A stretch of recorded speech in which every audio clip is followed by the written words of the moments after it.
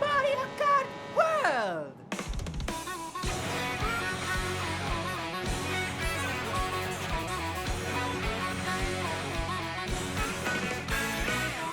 After a long 11 years, we have finally gotten the next Mario Kart, along with a brand new console. And while the Switch 2 is a great console that I've been thoroughly enjoying, today I want to go over the premier title, Mario Kart World. A game somehow plagued by controversy and negativity amidst one of the most successful console launches of all time. But today we aren't going to discuss whether the game is worth the price tag or not.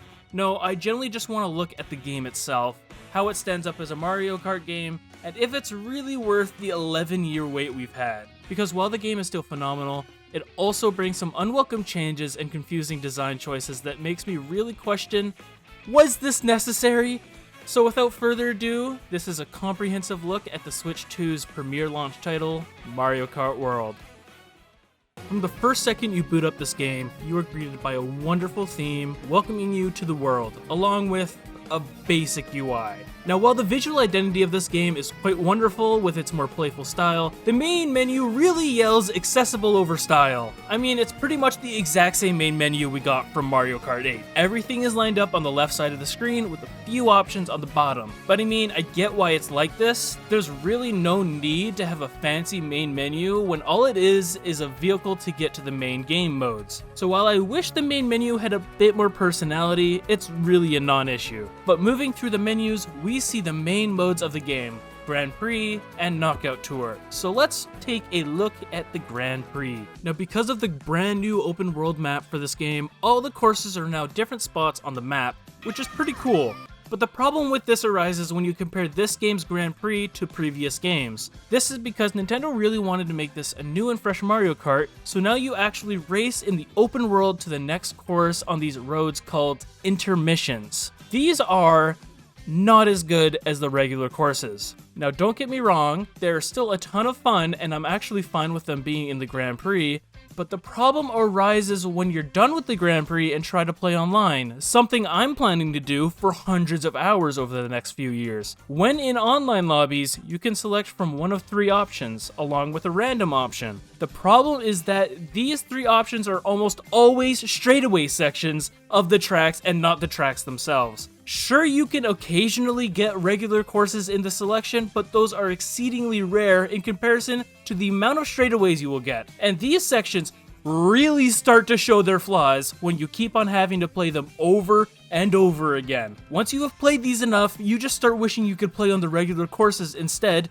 because they're actually really good. But to play on these courses, you need to either hope that one of them shows up in the course selection, or choose random, because that will guarantee that you would do a regular race. This has led online lobbies to just picking random all the time, because the regular courses are just simply more fun.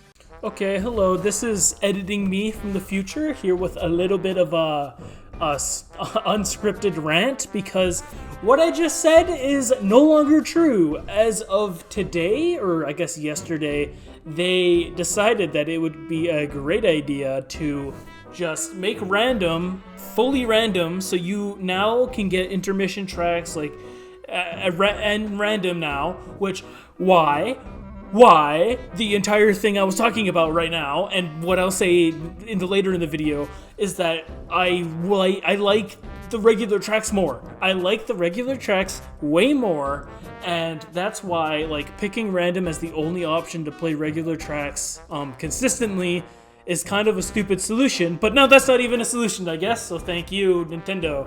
Great update. So yeah, everything I've been saying in this video, and everything I'm about to say, is going to be even further exacerbated by this update, so yeah, just keep that in mind, and I will let you get back to the regular video. Sorry, this is such a random rant that I just went on and stumbled, but whatever. Here, go back to the video. Bye.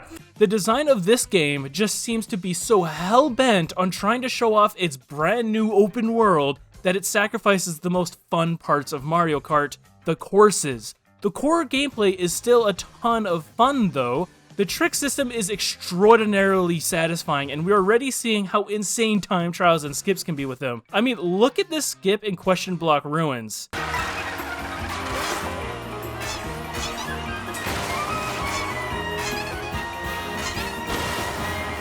That is fucking insane. These mechanics are amazing, but they really only shine, again, on the main courses of the game. When in the straightaway sections, you really don't have many opportunities to use these mechanics for cool tricks or skips, with the exception of maybe a few rails sprinkled here and there. This again leads me to the question of why? Why did they feel the need to make Grand Prix such a different experience and force the online to suffer along with it? It seems like the developers were just so preoccupied by wanting you to fully experience this open world that they would throw away traditional Mario Kart for you to do it. And while I'm all for innovation in video games that push boundaries and redefine formulas, at times this feels like a downgrade. But then you play Knockout Tour. Knockout Tour feels like the game mode the team had in mind from the beginning, using this large open world that you race from one end to another while trying not to fall far behind to get eliminated. This brings a new sense of urgency that we haven't really seen before. Sure, before you would always still want to get first in the races, and that's no different here, but the longer and more competitive format gives a sense of exhilaration that you can't get out of any other Mario Kart game. The feeling of being 2 places behind the cutoff and just barely pulling ahead to stay in the game is euphoric and really does give a reason for the open world. This mode also gives the best reason to have 24 racers. As the rally goes on, more and more people get knocked out until only 4 of you are desperately fighting for first.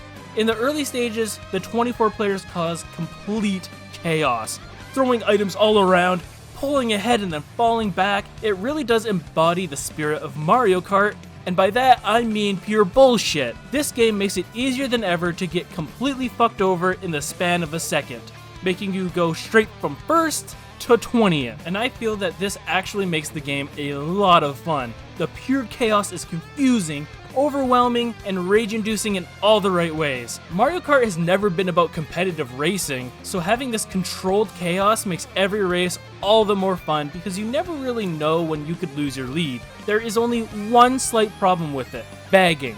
Sandbagging is when you intentionally stick to the back of the pack to get good items and then pull ahead. This strategy straight up breaks the straightaway sections, as it almost is necessary to sandbag to win in these sections.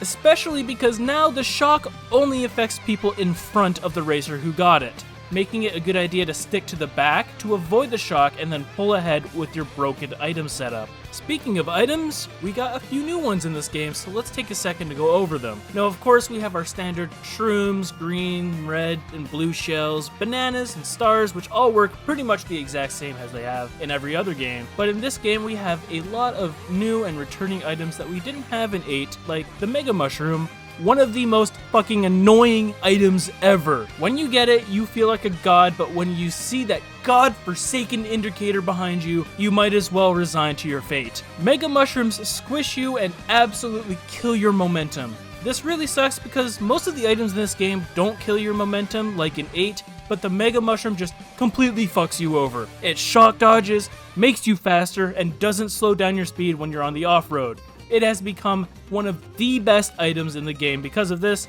and is one of the most essential ones to get if you are sandbagging. Another new item, the Ice Flower, is okay.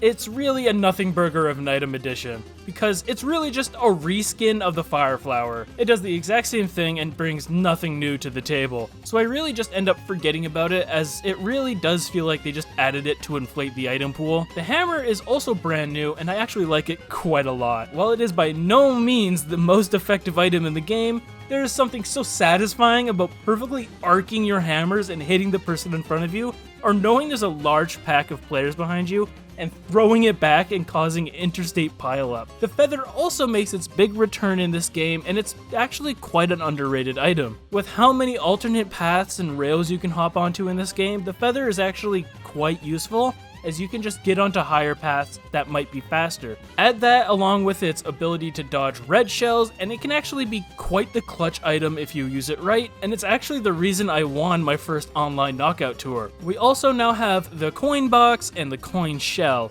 Both serve the purpose of getting more coins, as they're more important than ever in this game, as the cap is now 20. The coin block is pretty self-explanatory. You just hit it a bunch of times and it spawns a ton of coins. While the coin shell, you throw it and it leaves a trail of coins behind it before exploding into a ring of coins. Overall, just kinda whatever items. Coins are pretty important in these games, so they serve an important role, but they're really not exciting to get or use. One of the last things I want to comment on about the returning items is the lightning. Lightning is a front runner's nightmare in every Mario Kart game, and in this game, it's no different. The main change made to the lightning in this game is that it only affects the people in front of the person using it. It also wears off way faster to account for the faster pace of the game, so that the person in front won't instantly go to last. But the lightning is still the most feared item when playing online. You lose all your items and your momentum comes to a crawl, which most items don't do. This leads to a mass groan when playing with friends and someone pulls out the lightning, because it really does just change the entire race in a moment. Lastly, we have the dash food and Kamek. Kamek changes every racer in front of the user into an enemy racer and spawns a bunch of obstacles, and dash food is basically a mushroom. The reason I left these for last though is because they're the only ways to unlock costumes and NPC drivers. They are less of items and more of glorified unlock points for certain characters, and this leads me into the unlockables for this game. Mario Kart World has a shit ton of unlockables, from different racers to costume to stickers to carts and even mirror mode and special cup. For this video, I even loaded up a new profile to unlock the special cup and mirror mode again for footage, and you know what? I really love how much unlockable things are in this game. We obviously knew that the Special Cup and Rainbow Road would be unlockable, but Mirror Mode was straight up a playground rumor for the first week of release. Some were saying that you had to get gold 3-star in every cup in both Grand Prix and Knockout Tour. Some were saying you also needed 50 P-switch missions or other collectible items in the free roam, and don't worry, we'll get to free roam soon. It was genuinely refreshing to see an entire community speculate on how to unlock Mirror Mode, as nobody could really just dig into the game files and find out how. That being said, now it's known what's needed to unlock Mirror Mode.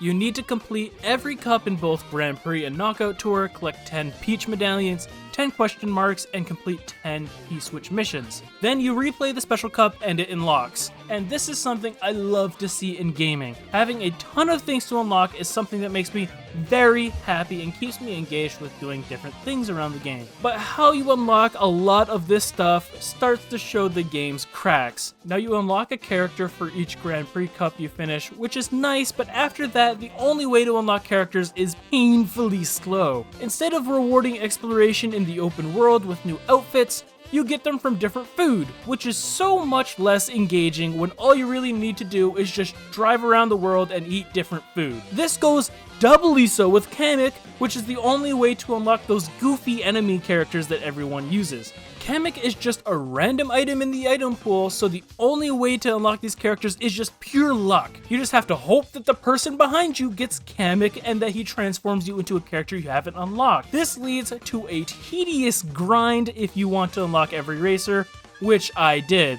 Well, every racer except for one, because Kamek won't fucking transform me into the right one, so I have to keep playing until I get him. You also unlock new carts by collecting coins, which is nice, but you unlock all of them pretty early on, and this leads to coins you find in the free roam being completely useless. And speaking of the free roam, I think it's time we talk about the most advertised part of this game. Let's get this out of the way right off the bat.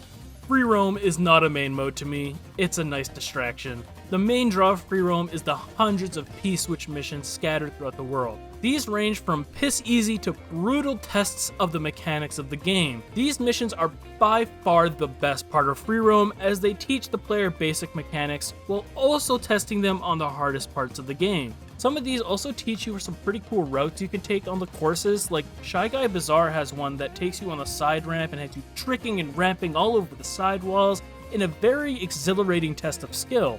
These P-Switch missions are a really great change of pace when you're sick of just racing and you want to do some more casual content, but in comparison with the mission mode in DS, these missions are so much more formulaic. They're pretty much just collect X amount of coins or make it to the goal in time. And while these missions are fun, they can be a bit repetitive when you keep getting the easier ones. There's also the fact that all you get from these are stickers, something nobody cares about, and are basically just an icon on your profile that you won't change after you find one you like. There's also the question marks and the peach medallions. I actually like collecting these. They force you to explore the different courses and appreciate the work that went into designing them, and they're often placed in very hard places to find that makes you really think about how to get up to them and find where they are, which really makes you appreciate the courses. But again, all you get from these are stickers, which is baffling. This makes it so after you get the requirements to unlock mirror mode, you really have no reason to play free roam other than to kill time. And what's worse is that you don't even know how close you are to 100% completion because it doesn't tell you how many of each collectible is in the open world. This discourages any of my initial sense of completion to find all of these because I have no idea how close or far I am from getting them all. This all accumulates into a fun side mode that's unfortunately disappointing by having no real reason to play it. And it's so frustrating because the solution is so easy. Firstly, tell us how much of each collectible is in the world. Then make it so you can trade peach medallions for the character outfits instead of having to eat the stupid fucking food. And then make it so unlocking NPC drivers requires a certain amount of question marks, and then make the P-Switch missions unlock new carts. This would make the open world have much more of a purpose and give players a reason to explore it, because as it stands, it's just a fun distraction to play for a bit when you're bored, which sucks because it actually really makes me appreciate the courses a lot, but I have no real reason to boot it up. But speaking of courses, we really haven't talked about them at all yet, huh? Well, I say that the courses in this game are generally phenomenal. Pretty much every course in this game has been meticulously designed to have a ton of paths and new mechanics, so these courses become a blast to do time trials on. In fact, some of the most fun I've had playing this game is the time trials on different courses and learning their optimal routes. These courses are just beautiful and a ton of fun. The only downside is that you have to drive through these stupid straightaways to get to the amazing courses, which really makes it harder to appreciate the design of them all. But you know what, instead of talking about them generally, I think it would be fun to do a mini track ranking in this section, ranking every track from worst to best in my current opinion. Now, this game is still pretty recent, so my opinions on these tracks may change over time, but for now, welcome to my mini Mario Kart World track ranking. Number 30, Koopa Troopa Beach. Just a really basic and boring track. All you do is race in a simple circle for 5 laps, and that's it. Number 29, Salty Salty Speedway. Water tracks are only fun when there's something to supplement it, and in this track, it's really just bumping into walls and driving on waveless water. Number 28, Mario Circuit. A lot of fun turns, but it ends up just being basic because it's just a mashup of SNES courses. Number 27, Desert Hills. Not a bad course, but it's just kind of basic in comparison to the rest. This may be because I seem to always get this online, but I'm already pretty sick of it. Number 26, Faraway Oasis. A basic beginner course with a fun waterfall section near the end and a fun rail ride that skips the water section. Number 25, Mario Bros. Circuit. It's a good beginner course, but like all beginner courses, it's just kind of basic. Number 24, Cheap Cheap Falls. Like Salty Speedway, this one is almost all water, but I actually prefer this one as after doing the time trial, I found that there's actually a lot more going on, and the aesthetic alone makes this track, at the very least, neat. Number 23, Moo Moo Meadows. I don't get why they brought this back because it was already an 8, but it's still okay. Honestly, this version is a bit worse because the turns are so much bigger, making this track a bit of a brain-dead one to race on. Number 22, DK Spaceport. It really saddens me that this is this low because I really love the idea and the music and the aesthetic of the course, but in terms of gameplay, it doesn't really provide anything worthwhile to keep coming back to. A really fun course that loses its luster very fast. Number 21, Whistle Stop Summit. I always forget that this course is in the game, but it's a decent track. The rails are fun to ride and it has a ton of different routes to take. That being said, it doesn't have that much in terms of complexity, just a fun semi-beginner track. Number 20, Sky High Sunday. This is what Sky High Sunday should have been in 8. A ton of different rails and paths, great aesthetic, and a cool little shortcut at the end if you're skilled enough. Layout is a little basic though compared to other courses. Number 19, Crown City. A pretty interesting course as it's pretty much 2 courses in one, and I love the city theming and how expansive the actual course is, but I will say the second version is much better than the first. Number 18, Boo Cinema. It breaks my heart that I placed this so low, but I couldn't justify it being any higher. I love this course's aesthetic and how you fly into the movie in the middle of the track. It's just such a cool and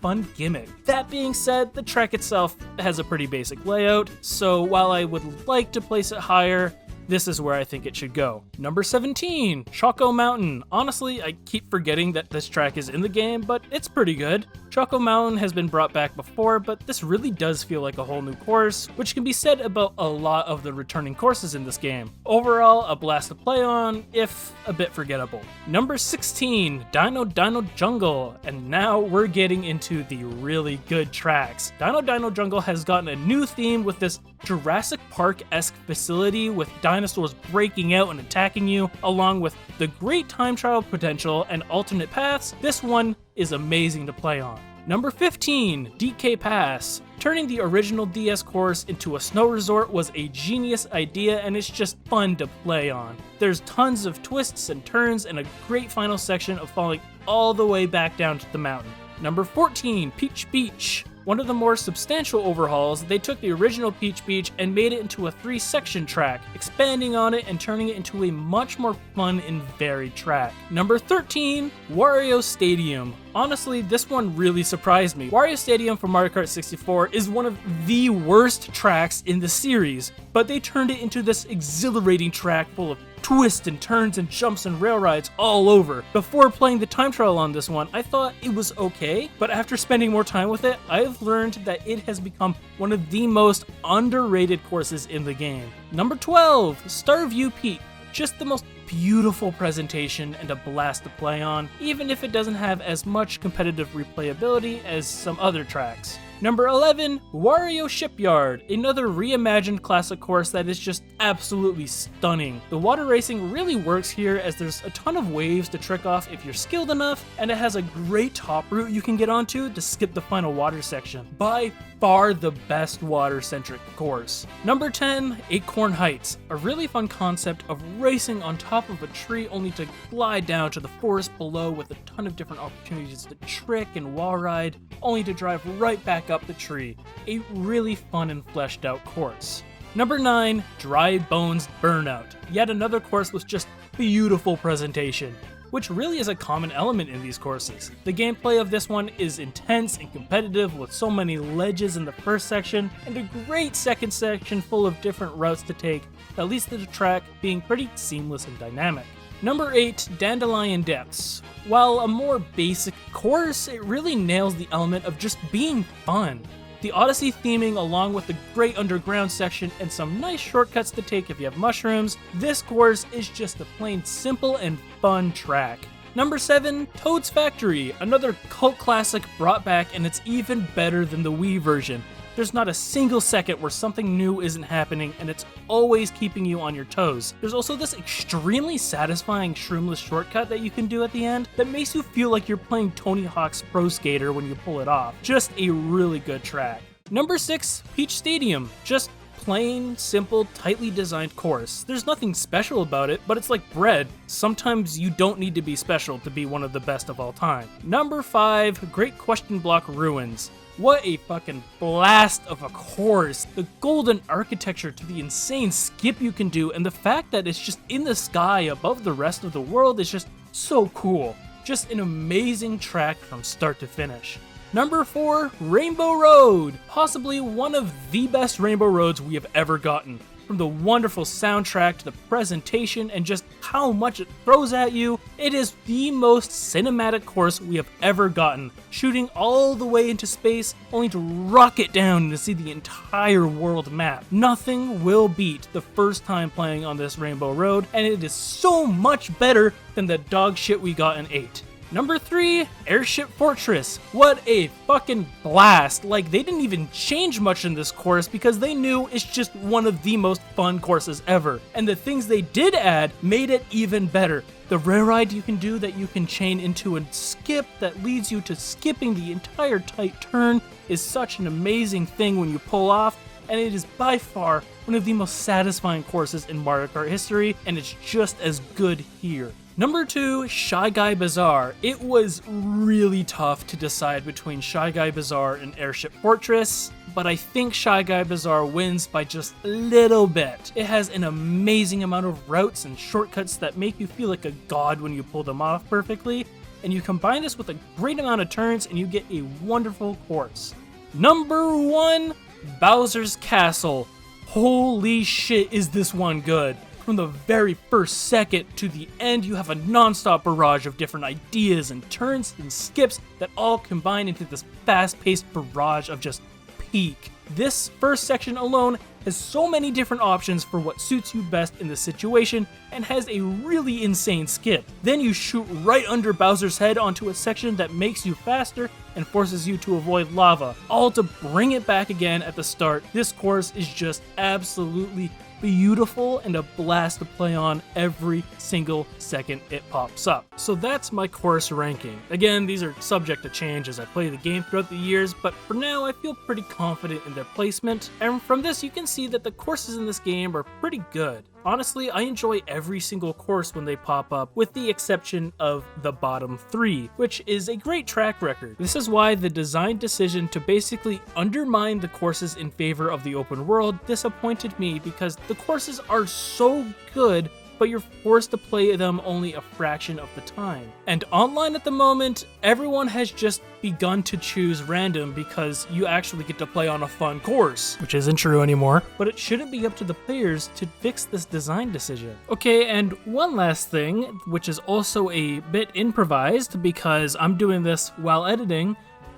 I fucking love the soundtrack for this game so much. I wasn't planning on talking about it, but I've been listening to it a lot while editing this, and holy shit, is this soundtrack great. It is one of the best soundtracks I have ever heard for a video game. Every single song is a banger, and there's so many references and recreations, and like, it's so good. If you're a Mario fan, if you're a music fan, like, this soundtrack is amazing. I'm using it for like the entire video, as you've heard. Every single song is great. Every single song, it's so good. The drums, the guitars, and then even like the lo-fi, more chill songs, every single one of them is a banger, and I really want to add that into this because I wasn't planning on talking the music, but it's way too good to ignore. So please listen to the soundtrack. It's amazing. It's honestly one of the best parts about this game, and for how much I've maybe criticized this game for the entire video, the soundtrack is phenomenal.